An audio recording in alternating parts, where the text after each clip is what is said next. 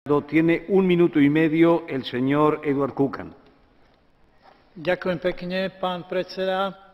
Európska služba pre vonkajšiu činnosť ESVČ by mala byť silným a stabilným pilierom európskej zahraničnej politiky.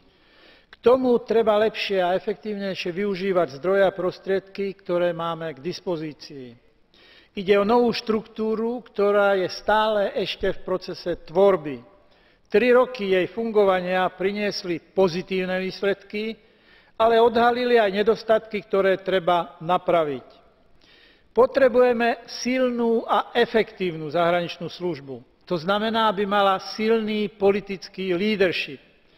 Zahraničné vzťahy a predovšetkým naša susedská politika sú oblasťou, kde má Únia potenciál zohrávať kľúčovú rolu.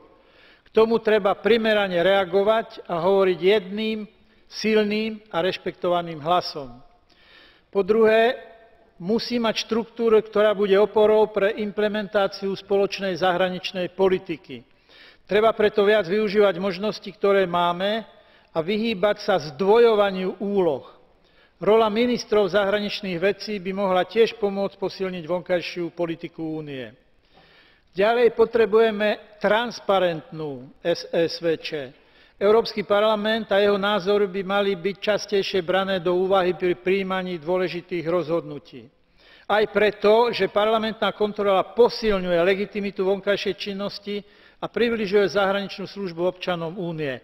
Na záver by som chcel znovu upozorniť na geografickú rovnováhu v Európskej zahraničnej službe a pripomenúť baronese Ashtonovej potenciál a schopnosti diplomatov z nových členských krajín. Ďakujem pekne.